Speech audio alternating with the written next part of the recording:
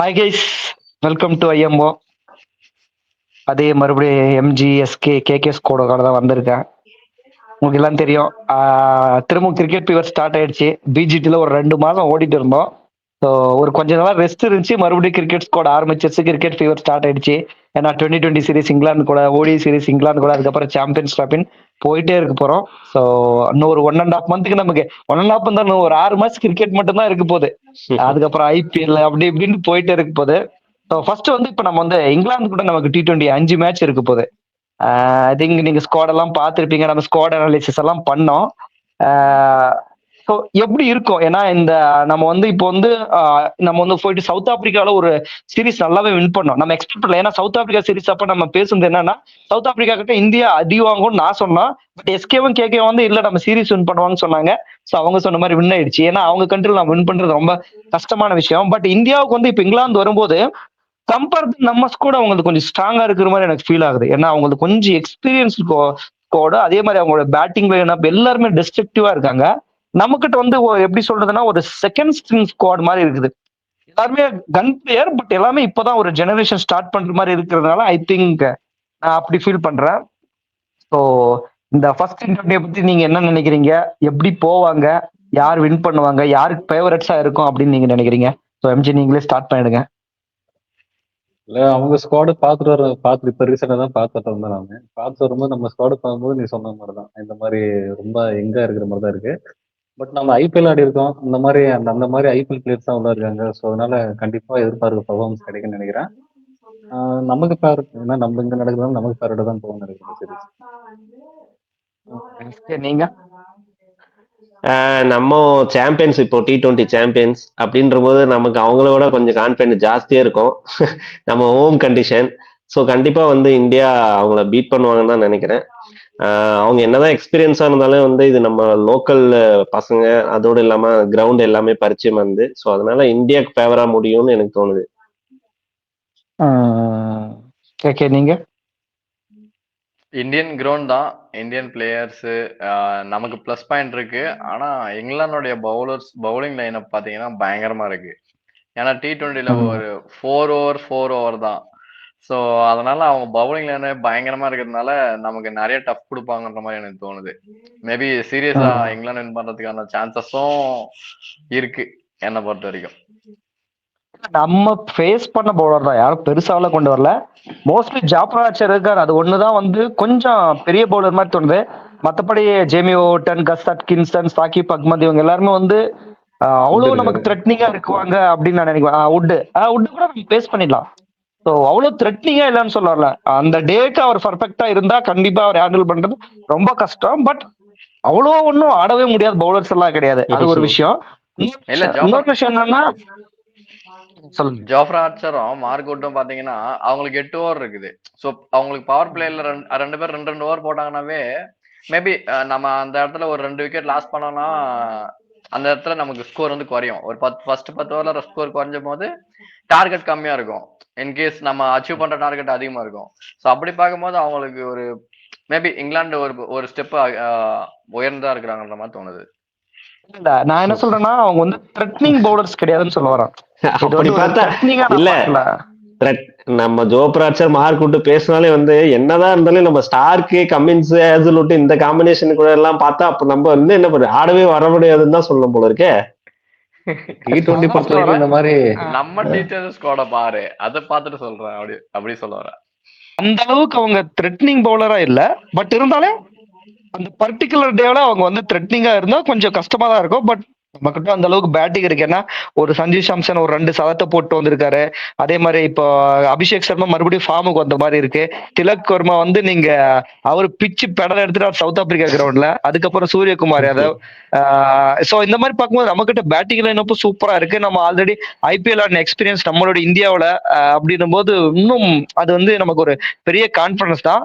But ஏன்னா இந்த நம்ம வந்து மோஸ்ட்லி நம்ம அவங்க பாஸ்ட் பவுலர் வந்து நம்ம பேட்ஸ்மேனுங்க அந்த மாதிரி ஆட மாட்டாங்க அப்படின்னு நீங்க சொல்ல வரீங்க. ஐ திங்க் ஈஸியா அப்ரோச் பண்ணிடுவாங்க. ஏன்னா எல்லாருமே வந்து ஜோப்ரா ஆர்ச்சர் மாதிரி பிளேயரை நம்ம ஐபிஎல் நிறைய வாட்டி பார்த்துட்டோம், நிறைய அடி வாங்கியிருக்காரு. So that's not a concern. But என்னோட இன்னொரு கொஸ்டின் என்னன்னா, ஒரு ஒரு கன் டீமா வரும்போது இங்கிலாந்து வந்து இப்போ வந்து அவங்க ஒரு நார்மல் டீம் கிடையாது. அவங்களுடைய எல்லா டாப் ஆர்டர் பேட்ஸ்மேனா இருக்கட்டும், பவுலர்ஸா இருக்கட்டும், வேர்ல்ட்ல இருக்கிற எல்லா குளோபல் லீக்ஸும் ஆடி நல்ல நல்ல பேர் வாங்கியிருக்க பிளேயர். அவர் ஜாஸ் பட்லர், லிவிங்ஸ்டன், அப்புறம் ஜாக்லி, அந்த மாதிரி வில் ஜாக்ஸ் எல்லாருமே வந்து பெரிய பெரிய பிளேயர்ஸ்.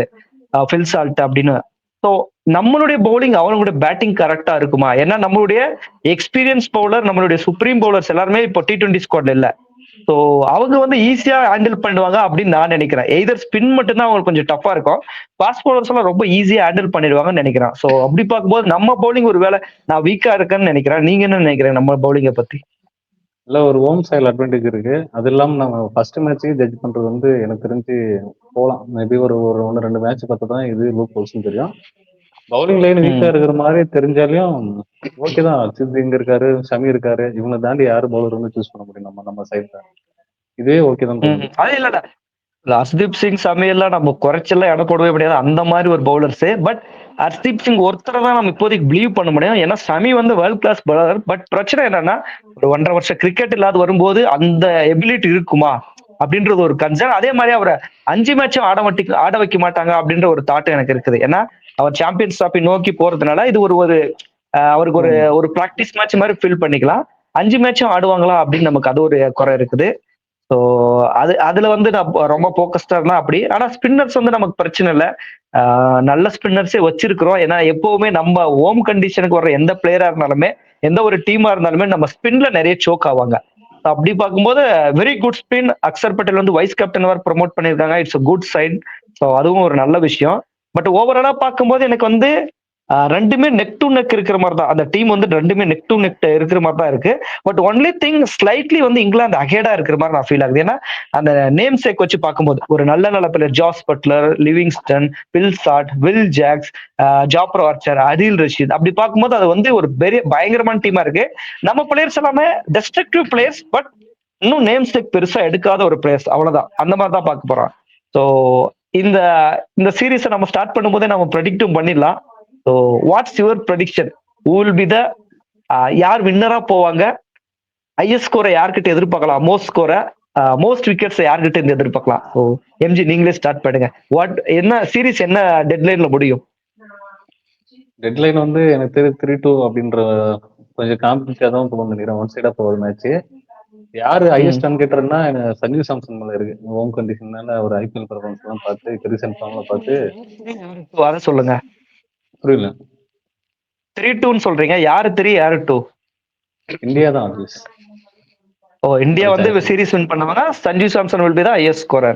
ஸோ பவுலிங் வைஸ் பார்த்தா பவுலிங் வைஸ் வருண் சக்கரவர்த்தி இருப்பான்னு தோணுது. இங்கிலாந்து. ஸோ நீங்க மோரலஸ் நீங்க இந்தியாவை தான் ஃபோக்கஸ் பண்ணிருக்கீங்கன்னு நினைக்கிறேன். எஸ்கே உங்களுடைய தாட்ஸ் என்ன நினைக்கிறீங்க? என்னால வந்து இந்தியாவுக்கு தான் வந்து இந்த சீரீஸ் வின் ஆகும்னு நினைக்கிறேன். அது வந்து எம்ஜி சொன்ன மாதிரி 3-2 வின் பண்ணுவாங்கன்னு தோணுது. அதுக்கப்புறம் பாத்தீங்கன்னா ஹையஸ்ட் ஸ்கோர் யாருன்னு பாத்தீங்கன்னா எனக்கு திலக் வர்மா அடிப்பாருன்னு தோணுது. அவருக்கு வந்து ஒரு டாப் ஆர்டர்ல சான்ஸ் கிடைக்குது. அப்புறம் வந்து எல்லா மேட்சும் சான்ஸ் கிடைக்கும்ன்றதுனால வந்து அவர் கொஞ்சம் ஸ்கோர் பண்ணுவாருன்னு தோணுது. அதோட அவரு செஞ்சுரி அடிச்சு நல்ல ஒரு ஒரு பாசிட்டிவ் மைண்ட் செட்ல இருக்காரு. ஸோ அதனால அவரு நல்லா ஸ்கோர் பண்ணுவாரு. அடுத்தது பவுலிங்ல பாத்தீங்கன்னா நான் மறுபடியும் இந்தியா தான். ஹர்ஷ்தீப் சிங் நிறைய விக்கெட் எடுப்பாருன்னு தோணுது. ஸோ சி நீங்க இங்கிலாந்துக்கு ஃபேவரா போறேன். இங்கிலாந்து தான் சீரியஸ் வின் பண்ணுவாங்கன்னு தோணுது. அதே மாதிரி ஜோஸ் தான் ஹையஸ்ட் ரன் கெட்டரா இருப்பாரு. விக்கெட்ஸ்ன்னு பாத்தீங்கன்னா மேபி மார்க்வுட் தான் அதிகமான விக்கெட்ஸ் எடுப்பாருன்னு எனக்கு தோணுது. ஓகே. பட் நான் என்ன நினைக்கிறேன்னா பட் இது ஒன் சைடு கேமா தான் மாறும்னு நினைக்கிறேன். India will be the favourites. 4-1 இல்லாட்டி 5-0 ஜெயிக்கிறது கூட எனக்கு தெரிஞ்ச சான்ஸ் இருக்கு. ஏன்னா இந்தியாவை ஹோம் கண்டிஷன்ல அடிக்கிறது அவ்வளவு சாதாரணமான விஷயம் கிடையாது. டெஸ்ட் மேட்ச்ல அடிச்சுட்டா நியூசிலாந்து ஒத்துக்கிறேன், நான் இல்லைன்னு சொல்ல வரல.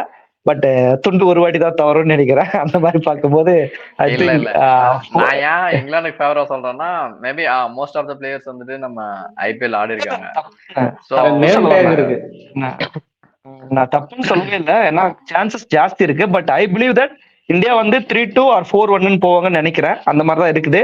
ஸோ டாப் ஸ்கோர்னு பார்த்தா ஐ பிலீவ் சூரியகுமார் யாதவ் வந்து ஓடிஎஸ் ஸ்குவாட்ல இருந்து வேற தூக்கிட்டு இருக்காங்க. அந்த வெறி கண்டிப்பா இருக்கும். டெஸ்ட் ஸ்குவாட்லயே இல்ல. So he will be the top scorer நினைக்கிறேன்.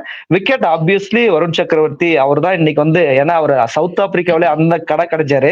ஸோ இந்தியா நீங்க இப்ப கொல்கத்தாவில தான் ஃபர்ஸ்ட் மேட்ச் அப்படின்னும் போதே உங்களுக்கு தெரியும். ஸோ எந்த அளவுக்கு அவர் பவர்ஃபுல்லா இருப்பாருன்ட்டு. ஸோ நான் வருண் சக்கரவர்த்தி தான் நினைக்கிறேன். வில் சி எப்படி இருக்க போகுதுன்னு தெரியல. ஆனா ரொம்ப எக்ஸைட்டிங்கான மேட்ச். ஏன்னா இது வந்து ஒரு பயங்கரமான சவால். ரோஹித் சர்மா கிடையாது, பும்ரா கிடையாது, அதே மாதிரி பெரிய பெரிய ராகுல் கிடையாது, ரிஷப் பண்ட் கிடையாது. இந்த மாதிரி பெரிய பெரிய பிளேயர் இல்லாம ஒரு T20 ஸ்குவாட் நல்ல அதாவது இன்எக்ஸ்பீரியன்ஸ் விசஸ் எக்ஸ்பீரியன்ஸ் டீம் கூட போகும்போது இது வந்து ஒரு பயங்கர ரிவால்டரியா இருக்கும். உங்களுக்கு நல்லாவே தெரியும், நம்ம இது வரைக்கும் இங்கிலாந்து கிட்ட T20 சீரீஸ தோத்ததே கிடையாது ஹோம்ல. சோ அந்த ரெக்கார்ட் அப்படியே காப்பாத்தலாம். ஏன்னா அதான் உடஞ்சிட்டு வருது நம்மளுக்கு நிறையா. அதான் சொல்றேன், ஒவ்வொரு ரெக்கார்டா உடைஞ்சிட்டு வருது. சோ அத அத கண்டிப்பா நம்ம பாதுகாத்தே ஆகணும். அட்லீஸ்ட் 3-2 வின் பண்ணணும். எப்படி நடக்க போகுதுன்னு தெரியல. இதுவும் பெஸ்டா அமையும் நினைக்கிறேன். சோ உங்களை ஃபர்ஸ்ட் மேட்ச் முடிஞ்சதுக்கு அப்புறம் ஃபர்ஸ்ட் மேட்ச் ரிவ்யூல நான் சந்திக்கிறேன். பாய்.